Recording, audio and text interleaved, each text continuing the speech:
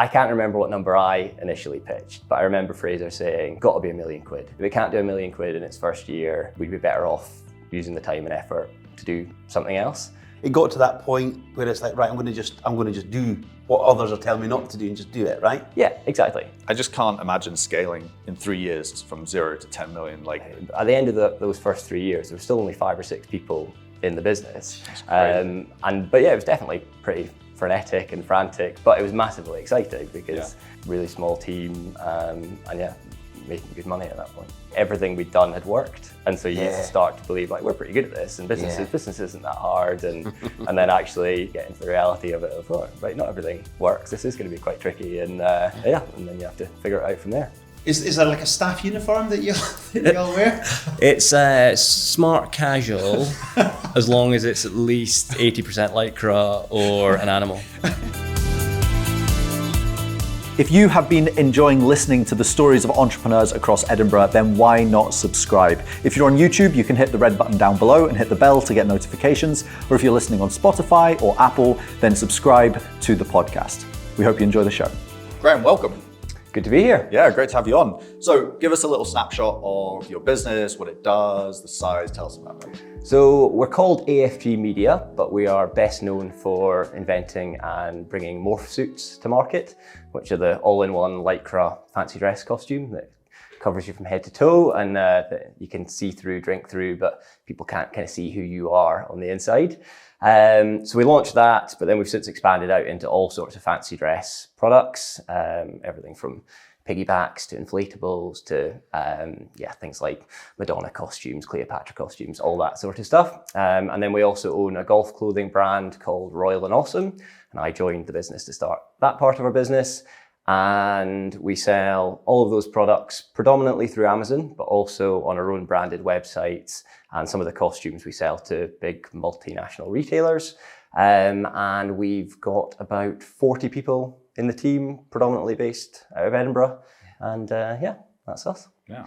But Morphsuits is one of those things, whenever I mention Morphsuits to anyone, it always brings a smile to people's face, because everyone's got a story, right? Yeah. About a Morphsuit story. Yeah, absolutely. Everyone, whenever we mention it, someone's bring up, had it on this stag do, or my kids wore it to this event, or and again, usually people are wearing them for good fun events. It brings back nice memories. Yeah, sure. So take us back then to a little bit to the beginning. So it'd be good to get a bit of context as well at the stage kind of you joined, but Morphsuits at the beginning, how did it start? What was that? And tell us about that. So the business was launched in about 2009, and so shortly before, and it was launched by my two brothers, Fraser and Alistair, and their mate from university, Gregor.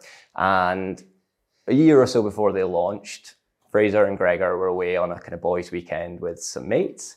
And on that boys' weekend, they had kind of a boozy type sports day, and each person was supposed to come dressed as a colour. And obviously most people had just found like a pair of yellow shorts and a yellow t-shirt, and away they went. But one of their mates had found this head to toe lycra all-in-one blue suit on eBay. And so he wore that for like the 100 metres and all this sort of stuff. And then wore it on that night out in Dublin as well, and just got an amazing response, like people coming up to him, taking pictures, asking where they could buy it, all that sort of stuff.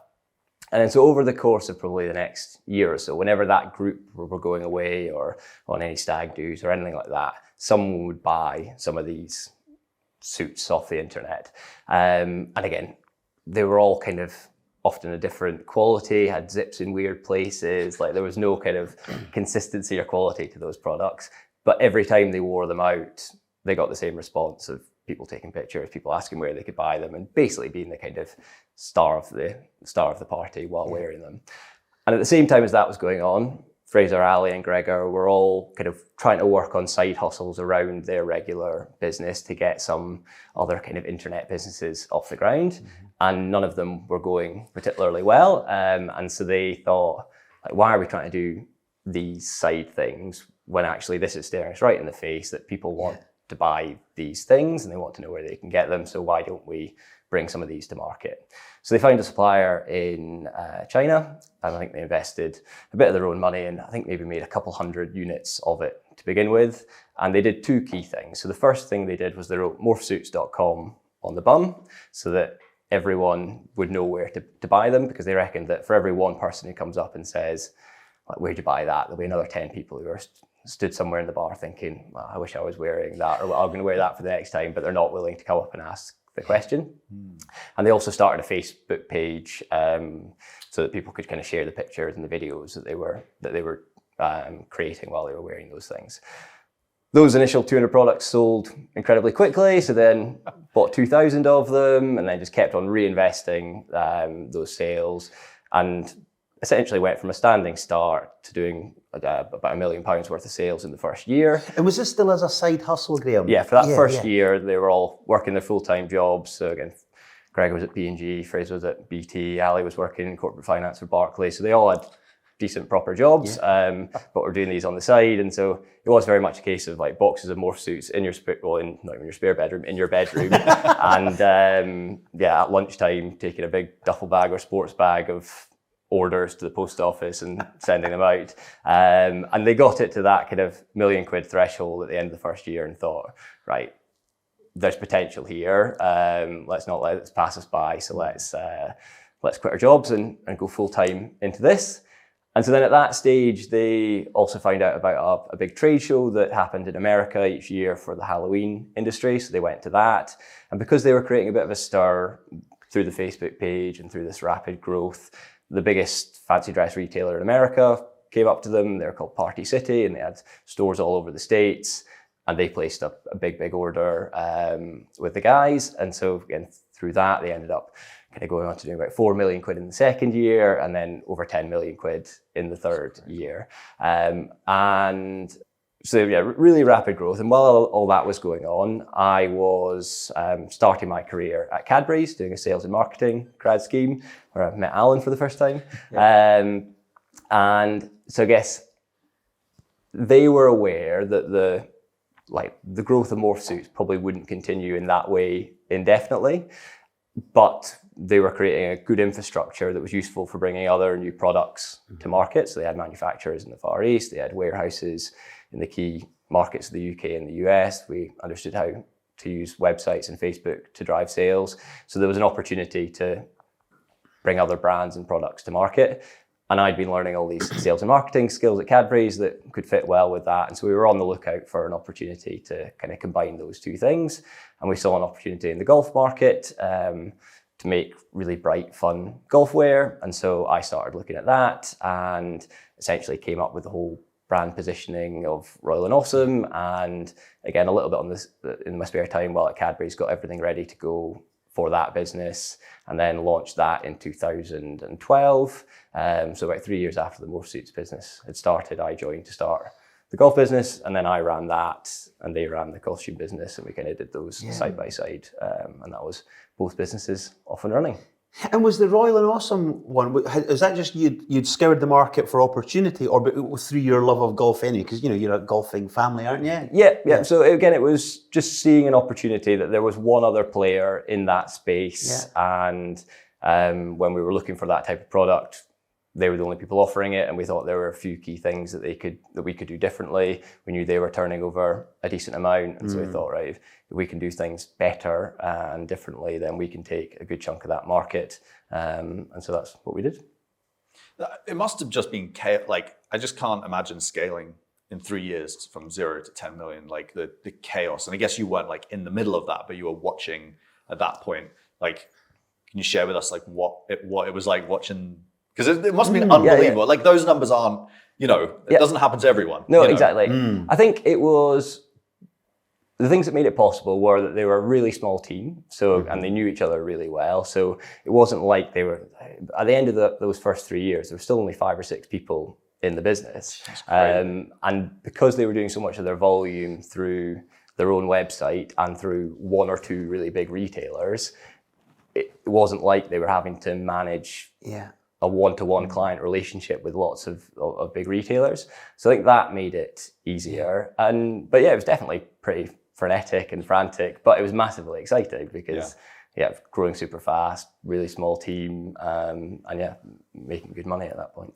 And the lesson from that phase then, what would you kind of say the guys and you took from that? So I think the probably big initial lesson is that sometimes to achieve really good things, you have to put the investment of hard work and extra work in up front. I think you used the phrase at one of your training things with us that like the 9 to 5s are kind of table stakes. It's what you do in the 5 to 9s each day that set you apart. And I think those guys certainly did that of, you know, working long evenings, filling their lunchtime to go to the post office. Like, yeah, you have to put in those hard yards to get things off the ground. And then once you've got a good product or a good proposition and it seems to be working, then really going for it and doubling down on it. Like even when they were, I can't remember what stage it was, whether it was when they were doing £1 million or £4 million, and there was a bit of press coverage about them. Like all the comments like on the website underneath were like, "Don't quit your day job, boys," and like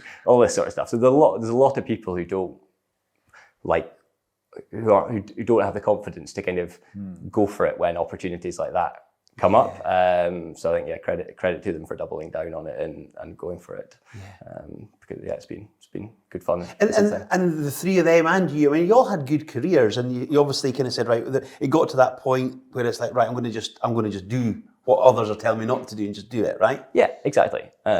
And what gave them the? I mean, I suppose money in the bank must have given them the confidence to do it. But you know, but I think what you also said was they knew that kind of steep trajectory wouldn't last forever. So they must have known that, okay, well, there's got to be something beyond that steepness, and then So I think I can't talk to what made them do it, other than, as you say, like it was growing really quickly. You don't want to feel like you've missed out on a big opportunity because you haven't given it a good crack.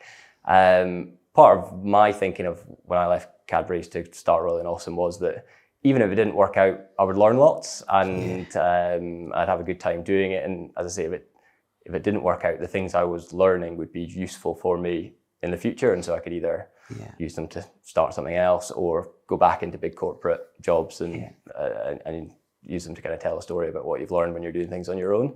So I think, like no big decisions are without risk. But if you can, be excited about what they can give you, and even if they don't work out, use what you've learned to help you do well in the future, then that can take you forward. Yeah. Can you tell us about the conversation that you had when, you know, you're watching your brothers do this, and then you're like, right, I want my own thing. Yeah. Do you know what I mean? It's like they're all awesome. Yeah. Like, do you remember that conversation initially where it wasn't maybe a pitch to them, but you're like, no, I'm like, let's do that. Can you tell us that? Give us a wee insight into so there was one key bit that stands out was when we were discussing what the target should be for the first year of Royal and Awesome. And I can't remember what number I initially pitched, but I remember Fraser saying, it's got to be £1 million. If it can't do £1 million in its first year, then like we'd be better off using the time and effort to do something else.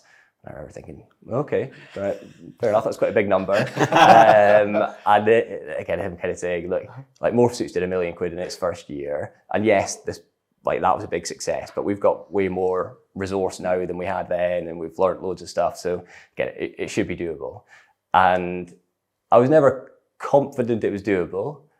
But on the flip side, I wanted to start the business, so I wanted the kind of backing to do it. And so we went with it, and we did not deliver £1 million in the first year. But you learned a lot. Yeah. Again, we maybe did slightly less than half of that. But again, we proved concept. Like we showed that people really liked the brand. We were selling good amounts of stuff in both the UK and the US. And we made a bit of a loss in the first year, but we were off to the races and had a good concept and a good foundation that we could grow from. And that's kind of what we've done over the last 10 years. So it's now a really it's not the biggest part of our business, but it still plays an important role. Yeah. It seems interesting. Like there's lots of like the Gymshark story, right? It's like slightly different, but actually like driven by trade shows, started sewing in his garage. You know, there's actually quite a lot of similar stories. And I think for Gymshark, they really nailed like the community side of that. In terms of like your marketing, when you look back on kind of, you know, is it virality that you have? I mean, it's all of these things, right? But is it you nailed Facebook ads? Like what would you say is like one of the golden bullets that made it happen? Yeah, it was, again, a lot of times when products like this are successful, you've got the right product at the right time, and Morphsuits were perfect for taking pictures and videos of, and it was right at the time when Facebook was just getting started, And it was also like you could put pictures and videos on your Facebook page, and Facebook would share those for free with everyone who was a fan of that page. And so all of the marketing that we did was around using advertising to sign people up to be fans of the Morphsuits page and encouraging people to go out, wear the product, take fun pictures and videos and put those on the page. So then that just reached more and more people. And yeah, okay, none of them were kind of the huge viral hits that reach millions and millions of people, but cumulatively all those pictures and videos reach lots and lots of people. And yeah, that was absolutely the core to the growth in those early years. And that virality and those, all of our initial pitches to retailers were like, we've got 1 million Facebook fans and we can reach all those people. We can drive them to your stores. We like this product's going to sell tons with or without you, so you may as well have it in your stores. Everything sounds simple when you look back. I mean, you said, there was two things. You put morphsuits.com on the bum and Facebook. And you think, when you look back, it probably was those two kind of key things that kind of got you going. But at the time, it probably didn't feel easy, did it? Or did it? I think there's a lot of survivor bias in those being the two things that I'm talking about. Yeah. There's be 100 other things that we did that didn't work out that we can't remember and we don't talk about as much anymore. So I think with any business, when you're getting started, you throw a lot of mud at the walls, and then certain things work and certain things don't. And so what knowledge then, when you started Royal and Awesome, what was it like? What was the key that was like, okay, that, we know this worked. Like, how did you transfer that strategy into then launching? Because even to do 400K in first year ish, it was like, great, and then I'm sure it's gone on to grow. So, what were some of the key lessons you learned back that would brought into that? So I think we put in place a lot of the things that were driving the Morphsuits growth. So we started a Facebook page. We actually made our logo on the back slightly bigger than you would usually make, in case people could kind of peer and see, what's that got Royal and Awesome written on the bum? Right, I'll try and buy that. So we did those things, but they weren't as effective on Royal and Awesome. So we then had to think, right, what are the other ways that we can grow? So again, we were all about creating a good brand proposition or brand positioning that stood out, raising awareness through Facebook, and then also trying to get as much retail distribution as we could, partly so that people would be able to buy it wherever they were, but also so that if they were in golf shops and they saw these products, that would also raise awareness of the product. So again, we just thought through all the different places that we could reach golfers who were interested in having fun while they were doing it. So travel companies, golf events, trick shop people. Tried to work out different ways that we could have partnerships with them that were mutually beneficial. And as I say, like, some of them worked, some of them didn't. None of them were big runaway successes, but I think they just all helped incrementally over time move the business forward. And again, now we've got a pretty well-defined model on the golf business of still using a bit of Facebook to drive awareness and coming out with lots of fun products to fit all those fun golf occasions, and then just making sure we're really easy for people to buy, whether they're shopping on Google or on Amazon. I've got two questions I want to ask this one first, but because the question 2 is going to be, what's the next phase? After that kind of steep trajectory, then there was the next phase. But I feel as if I would need to ask this question first, because I'll forget to ask it. Yep. What's it like working with your two brothers? Because that's quite something to be. Yep. It was a risk that we were pretty aware of when we started, that there could easily be in a scenario where the businesses were performing well, but it wasn't working out well for our relationships. And so at that point, you might have to go your separate ways, even though you've got a business that's working well. And I think we were all clear from day one that if that was a scenario, that was the option we would take. Like, our relationships are more important than having a successful business. But thankfully, it's never come to that. In fact, we all get on really well. We all work really well together. And I think there's probably 2 key reasons why that works. One is it's not just the 3 of us. Like, Gregor is really good mates with both Fraser and Ali to begin with, and now really good friends with me. So he's an excellent kind of foil for the 3 of us. And since then, we've also added another couple of people to our leadership team who also help us work well as a 6 rather than just as a 3. And I think the other key thing is, and it's true across that 6, not just the 3 of us, is that we all come at things from a slightly different perspective, and we all have our own areas of responsibility within the business, and both of those things kind of complement each other well. Like when we are coming at things from a different perspective, we pull each other in the right places, and I think we all want the same thing, and we all trust each other a lot. And so if you've got those things in place, it doesn't matter if you're coming. In fact, it's actually very helpful to come at things from a slightly different angle. So it was a risk, but it all works pretty well. Yeah. And as long as we don't talk about it too much when we're kind of at home with the families or over the Christmas table, then our wives and mums and all that sort of stuff are happy with it too. But that is the risk. But I mean, you seem to have found a good balance then, so... Yeah. So again, like when we're at kind of family days, there'll sometimes be things that are top of mind that we want to have a wee chat about, and so we'll sneak off and have a quick chat about them. But we generally keep them relatively separate. And fundamentally, like, we really enjoy what we're doing and working together. And so we do have to have a quick chat about work when we're all together. Like, it's not a hardship. We enjoy it. Have you ever had a Christmas day where you've all sat around the table in a morph suit? Please not tell me you have. No, we've had like Dad come down in a morph suit and still a Santa one, and so there's quite often a bit of fancy dress at family occasions. It's probably old now as well. Do you know what I mean? It's like the bus, for you guys. It's like, oh my goodness, it's like the busman's holiday. Yeah. Probably not for Gregor. Like Gregor is still, he still loves it. Yeah. Like dresses up as Easter bunny at Easter, Santa at Santa. Like can't get enough of it. So, what about the next stage then? Go back to that second question that I was asking. After the big growth, and then there was maybe a harder time? Yeah, definitely. So I guess it was probably a tale of two slightly different businesses. So like Royal and Awesome had just started and grew nice and steadily, and I was kind of doing that on the side. That was my core responsibility, but it was on the side of the core business. The core business definitely went through some more difficult phases after those initial 3 years. And I think it's pretty common when businesses go from having 10 or so people to having 20 or 30 people that you get some growing pains, and we definitely had those. And I think there were some kind of key structural headwinds that made things a bit harder for Morphsuits. So one of the things that made it successful in the early days was that nobody had ever seen them before. And so when people did wear them, they got an amazing response because it was new and novel, and people thought they were like the most innovative and creative person on that night out. So as more and more people saw them, they actually became less popular because you didn't get that initial impact. So the overall size of the kind of Morphsuits pie was getting smaller. Lots of our kind of the more established industry competitors saw this growth and thought, well, there's no reason why we can't make a all-in-one Lycra suit that covers you from head to toe. So they all came out with their own versions of it, which cut that small pie up into smaller and smaller pieces for each other.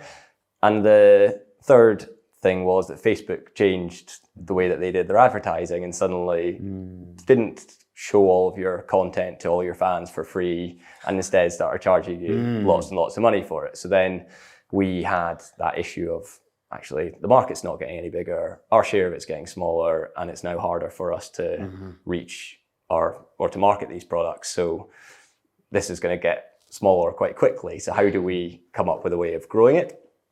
And one of the other really difficult challenges of a business like ours was it's so seasonal that we would do 50% of our sales in the Halloween period. And so you only really work out whether your plan is going to work in those couple of months in the lead up to Halloween. So we were having to come up with new strategies to grow the business, and then you'd work out whether they worked or not in Halloween. And so like the first year of that challenge, we kind of went back to, right, we need to make people aware of the brand, and we need to make them choose Morphsuits above all these competitors. So we went back to what we knew from like Gregor's P&G and Fraser's kind of BT marketing days of, right, we need a brand campaign. So we got a brand agency on board, came up with loads of really good creative, spent quite a lot of money, probably like about 700 grand on like the agency and the execution of that in the run up to Halloween. And then we were like, sales might be a little bit ahead of where we thought, but a bit behind where we need them to be. And then you only kind of find out through Halloween that, right, that hasn't been a good investment. So why hasn't that worked? So then maybe it's our website's not good enough at converting those people into sales. So right, we need to make our website significantly better. So let's hire some people to help us do that. So that's our plan for the next year. And again, that doesn't quite pan out as you expect. And so then you go, why is the website not converting? People like, we've got some good products. The website's supposed to be kind of best in class. Maybe it's that we don't have enough products on that website. So let's create some more of our own products. Let's see if we can buy products from other manufacturers and get those on the site. So that was our plan for that third year. And again, you're investing a lot of stock and a lot of people to make that happen. And again, that didn't pan out quite as well as we hoped. And so through those kind of 3 years, each year you're hiring more people, spending more money, and the revenue was kind of plateauing and then starting to come down. And so that all culminated in, I think it was Halloween 2015. Like, we made an £1 million loss, and unfortunately had to make some people redundant and really just go back to the drawing board with like, right, what are we doing here? How do we get this business back into any sort of shape? So yeah, that was a definite, like, the second 3 years were very different to the first three. Well, I can imagine it's almost like the first three elation, and then is panic the right word? Or it wouldn't be. I mean, you're not a panicky guy, but it is. Yeah, like it's reality hitting, and I think there's like up until that point, everything we'd done had worked, and so you start to believe like we're pretty good at this, and business isn't that hard, and then actually. You get into the reality of it right, not everything works. This is going to be quite tricky, and and then you have to figure it out from there. Yeah, wow. So after that kind of chaotic 3 years of, you know, trialing and failing might not be fair, but trialing and failing, and you know, trying to work out what was the, you know, again, what was it that was like, actually back to basics? You know, what was the back to basics is actually a really good term for it. So again, after each Halloween, we have a kind of strategy day with the leadership team where we look at, right, how's that all gone and what do we do going forward? And at that one, there were some pretty major questions of, like, is the best thing to do to make the shareholders the maximum return on this just to sell all the stock that we've got and kind of wind up the business? Because again, we've probably had 2 or 3 million quid's worth of stock. And so if you sell all that, like, it's not an insignificant amount of money, but that is, you kind of taking your ships home and you're done with the business and you're off looking for new jobs or new opportunities. Wow. But there was like a serious conversation about whether that was the right thing to do. But we decided that it wasn't, or that we were at least going to crack on for a bit longer. And so, as you say, it was going back to basics. And I think one of the key things we learned was in those tougher years, we were building a budget based on if things work out, then we'll make some profit. Whereas actually what we needed to start doing was building a budget based on if things don't go as well as we're expecting, we still make a bit of a profit. And if things go as they're supposed to go, then we'll make a more significant project. You kind of profit. So effectively budgeting for the worst case scenario and everything else being a cherry on top. So that was one key change that we made. From a people side of things, we also recognized that we'd made a lot of mistakes through that scaling phase, and we didn't have a lot of the fundamentals in place that you need to run a team well. So we went back to the drawing board on that. And so again, we're clear on what were the characteristics we were looking for when we're hiring people, what are the appraisal processes we're going to have so that we know how people are doing, and more importantly, they know how they're doing, and also being much more open with our team about how the business is performing so that they don't get any surprises and that they've got more of an opportunity to help influence and improve things if we're not performing as well as we needed to. And then the other thing was we kind of just looked for what were the bits in the business that did seem to be working and how could we do more of those. So, and through that process, we spotted that we were selling a lot on Amazon, and Amazon was a fast growing part of the market. And we were also selling quite a lot of what we kind of term generic costumes, these like evergreen costumes, the type of thing that had never been the coolest or the hottest costume like Morphsuits, but that people had been dressing up as for 20 years, or 50 years. So like things like a kid's ninja costume or a Cleopatra costume, or like witches and zombies and all that sort of stuff. Like we had a few of those costumes that were doing quite good volumes on Amazon. And the beauty of those were that they didn't have a kind of faddish product lifestyle cycle that was going to last 3 years. If you could get them selling, they were going to sell for the next 50 or so. So we started, looking at that more, and came out with a few of our own. Like we kind of started adding to that range, and really that became the core driver of our growth, which was these evergreen costumes and selling those on Amazon. Yeah, interesting. And so there was also Fun Shack in all of that midst as well. What year was that? And tell us what that was about. Yeah, so out of that kind of seed of we can sell these evergreen costumes on Amazon, our first stage was to try and create some more of those on our own. And again, I was mainly looking after Royal and Awesome, but I would get those sort of projects that didn't clearly sit with anyone else. And so that was one of my projects, was like, come out with another 10 of these types of costumes and see if we can increase our range through that. And we did that and found out it was pretty hard work. Like there was a lot of backward and forward with suppliers to get to a product that had a good chance of competing on Amazon. But the products that we did bring out did pretty well, and the products that we already had in that space continued to do really well. So we knew that, right, those type of costumes is where we need to be, but we just need a better way of getting a much bigger range of those costumes.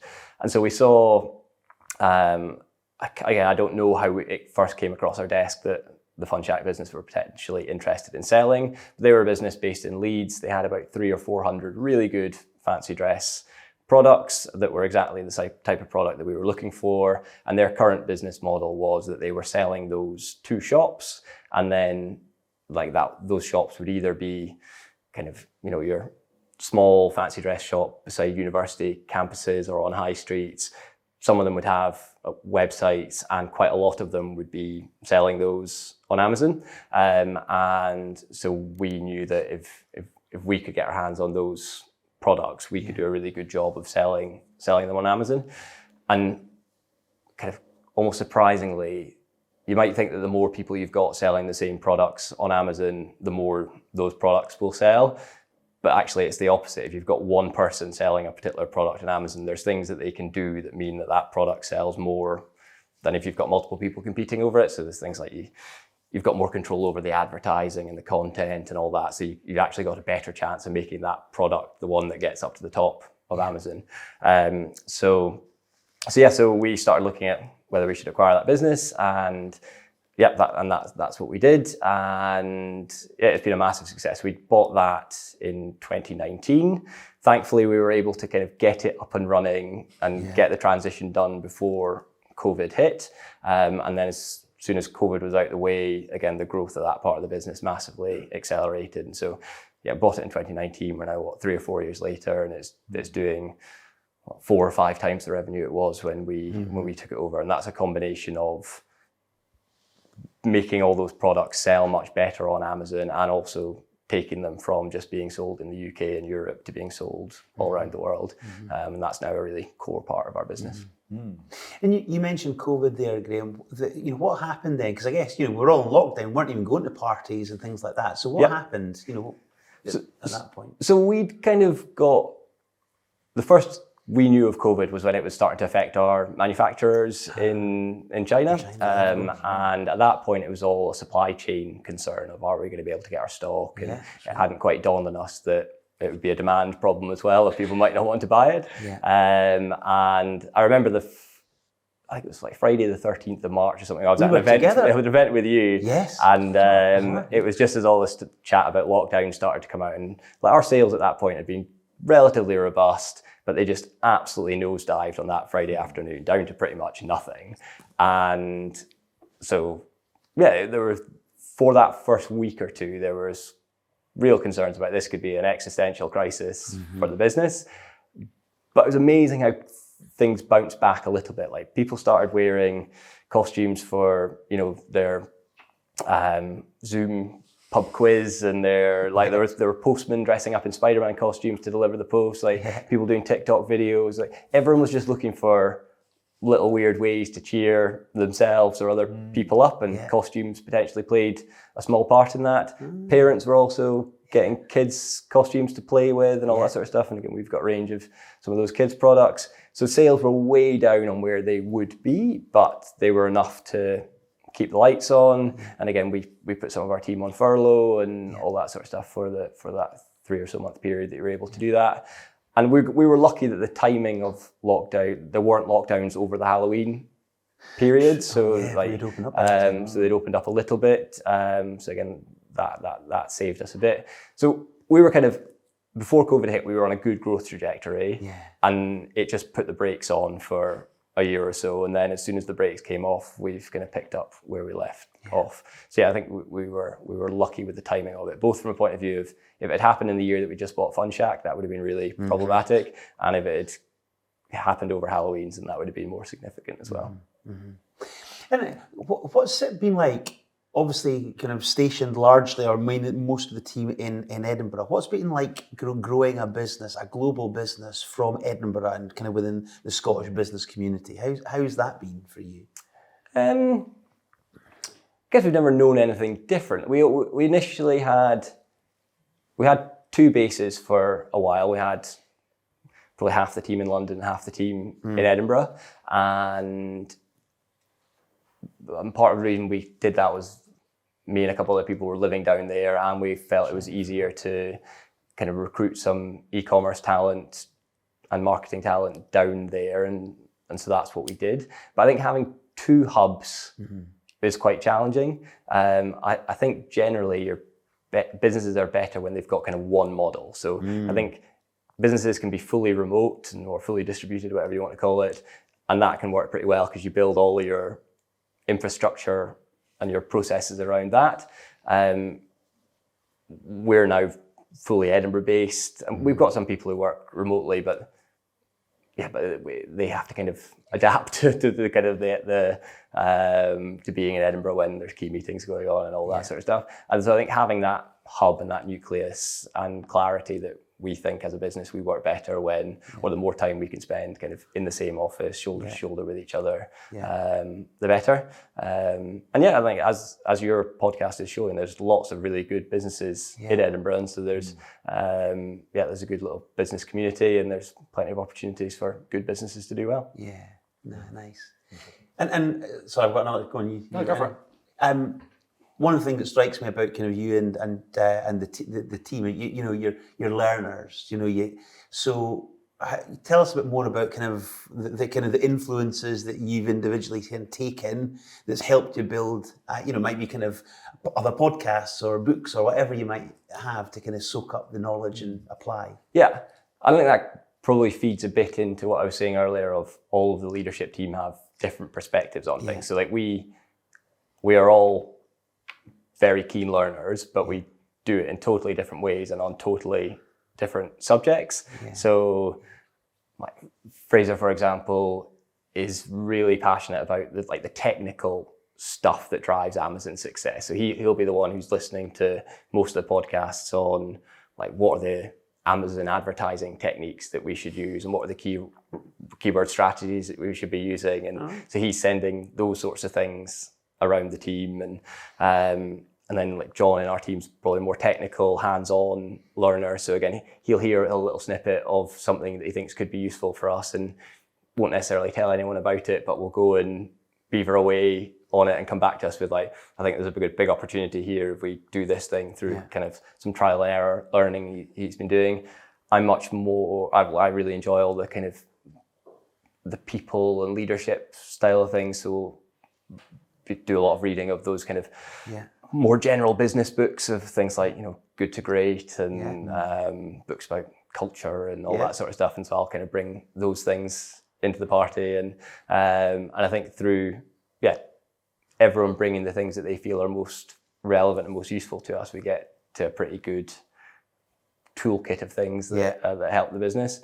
And then we're also, because as a leadership team, we value that and have seen the impact it's had on our careers. And fundamentally, I think people enjoy being really good at things. And sometimes that being good at things requires a bit of hard work and quite a lot of learning. But you get the benefits through professional advancement from being good at things and also through satisfaction. And so we encourage our team all the time to be, like, if you want good career progression, you're going to have to get into learning, put in the extra yards, and listen and read these sorts of things. And again, I think that culture all starts to snowball when people see the benefits of it. Yeah. Got a few quick fire questions. So, scariest moment? It wasn't a moment, but it was a phase. And it's going back to the Royal and Awesome thing for me. And you asked about, like, how did I feel about leaving, and why was I okay with taking that risk of going out to start Royal and Awesome? And and what I thought when I made that decision to leave, I thought it'll either be successful, and that's great, I'll have started a successful business, or it'll fail, and that'll be fine too, because I'll have learned loads and I'll go back into business. The scenario I hadn't considered was that it could fail slowly. And so after we've been running the business for 2-3 years, again, it still hadn't quite reached that critical mass of, like, this is definitely going to go on to be a successful business. And I was quite conscious I was going to get mid to late 20s by that point. You're starting to think, I'm missing some of my kind of key advancement years here if I'm out of the corporate world. And so need to make a decision about, do I stick with this and either see it through to success or failure, or do I cut my losses and go back into the corporate world? And thankfully, decided to stick with Royal and Awesome, and it has gone on to grow really consistently. Yeah. And again, if you compound 20-30% growth each year over a 10-year period, you get to some pretty significant growth. So again, it is a nice little business that, again, just happens to be bolted onto a nice bigger business that gets a few more of the headlines. Luckiest break? I think it's probably the fact that we do get on so well as a leadership team, and the fact that we bring out the best in each other and all work well together. Yeah. Toughest moment? So I think almost all the toughest moments are to do with people, when you kind of realize that what might be best for the business isn't always best for or isn't what the individual sees as the best thing for them in the short term. And there was a kind of intense period of that for me just after we'd taken over the Fun Shack business. So those first 3 days of owning that Fun Shack business, first day I went up to Leeds from London, met with their FD who was staying on to help us through the transition. I kind of explained to them what our plans were for the business, and as a result, who we thought we needed to keep and who we maybe didn't think we needed to keep. And so I had a kind of relatively intense backward and forward conversation with him about those plans. And then that evening had to go and align with the rest of our leadership team on those plans ahead of day 2, which was going in and meeting the 25 or so people who worked at Fun Shack and introducing myself and our business to them and our plans for the business, and letting them know that meant that some of them were going to be at risk of redundancy, and then having to sit down with all 25 of those people on that day and kind of explain their individual situations. And then day 3 was contacting all of their customers who we didn't think we were going to be working with going forward, and letting them know that again, over time we'd be phasing out supplying them. And some of those customers, were buying hundreds of thousands of pounds worth of product from Fun Shack, and Fun Shack was their main supplier. And so again, that could put their businesses into jeopardy. And again, like, I called the biggest few customers, but then the next kind of 25 or 30 of them, I couldn't call them all individually, so sent out an email to all of them. And I knew as soon as I sent the email, it would get a ton of phone calls coming into the office, and I knew it wasn't fair for the current Fun Shack team to handle those calls. So I just said, look, I'm about to send this email, you're about to get a lot of phone calls, just take their number and I'll give them a call back. And so that's what happened, sent the email out, first call came through. I went to take it in one of the kind of side offices. By the time I got off that call, the team came through with another list of 10 numbers to call. And so you spent that day kind of phoning up customers saying, I know it's not the news you wanted to hear, but it's what we need to do as a business. But again, once we got through those first 3 days and like we were kind of off and running, we tried to do all those things with as much kind of consideration as we could. And in a strange way, like a few years earlier, when I was just running Royal and Awesome, I was starting to get a bit itchy feet of, am I learning enough here? Is my job hard enough? I don't have to have many difficult conversations. And so that process was exactly what I'd wanted to. I wanted to get more involved in the core of running the business. I wanted to do hard stuff. Like the day before we took over the Fun Shack business, I had one person working for me. The day after, I was kind of essentially a general manager of a 25-person business and having to do loads of really hard stuff. And again, I look back, it was a really positive experience to go through all of that kind of that challenge. And the other thing I'm pretty aware of, although it was challenging for me, I'd much rather be in the position I was rather than be on the receiving end of all that. It was much harder for those guys. So again, you've got to be cognizant of that. Yeah. I was just thinking, as you said it, I was just thinking of that, this idea of, gosh, that is the experience that you were longing for, but I bet you didn't expect to have that experience in such a condensed period of time. Yeah. That's pretty sharp. Yeah. And it was, again, I don't know whether the two were related, but I came out in hives at the end of that week. And I sometimes get food allergies, so I'm not sure if it was that or the stress. But basically, at the end of that first week, I was sat in the Leeds office, just about to head down the road, back down to London, and just kind of sat there with like hives on my face, like Woogie out of Something About Mary. So they must have thought they had a very strange new boss. Yeah. So at that point, you put on a morphsuit. Yeah, exactly. Yeah. Perfect. And what gives you joy in business? I think it's seeing like the team as a whole achieve what we're trying to achieve. Like that combination of high performance of achieving what you're wanting to achieve, so that the business achieves its objectives, but the individuals within it also feel like they're giving their best and they're achieving what they want to in life. Like I really like that combination of where it's working out for everyone and you see everyone getting better together. Yeah, great. Go on. I've got one question that's just coming in before that, your other one, which is for anyone who might be watching this podcast, and it's maybe, I would imagine, mainly business owners that might be watching this, but for anyone who's actually in that corporate career as you and your brothers and Gregor were before, and then have made the leap, what kind of words of wisdom could you offer to people to say, right, you're there, but you could be there? I guess you've got to know yourself of what you're looking for. There's loads of good things about being in a corporate environment. Like things are generally a bit more kind of safe, plentiful, loads of people around you, all that sort of stuff. So if that's what floats your boat, then go for it. But being out on your own, you get a lot more autonomy. You kind of live and die by your own decisions. You've got to be the constant driving force for moving things forward. And if you're the sort of person who would always regret not trying things, then give it a go. I also think there's timing is a key element of much easier for us to do it before any of us had kids, and where you can work evenings and weekends and it's only eating into your own time rather than and before you've kind of worked your way up the corporate ladder, and so the risks of stepping out of it would be a bit more significant. So I think if in doubt, go for it and go for it early. Yeah. Nice. Interesting. So we ask all of our guests, what is your guiding principle in business?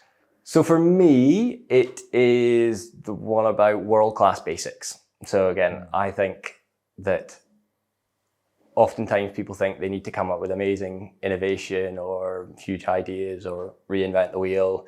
But oftentimes, if you just consistently execute best practice that other people have already worked out, you'll outcompete 99% of the competition. And I think that touches loads of different elements of, it's everything from, you've got to make sure you've got a good, clear strategy and you've taken the time to work out what that is. Also best practice on hiring good people, making sure they're clear on what their priorities are, making sure you're managing them well, and down into the nitty gritty of making sure you understand the best practice of Amazon advertising or cash flow management or whatever all those functional expertise are. But if you do the basics well, consistently, and can keep the discipline of doing that, you'll outcompete 99% of businesses. Yeah. I agree with that. Graeme, it's been so great to have you on. Thank you so much for sharing your story, and good luck as you continue to grow in the future. My pleasure. A major success story for Edinburgh, I'd suggest. Yeah. So, Yeah. Thanks very much. Pleasure.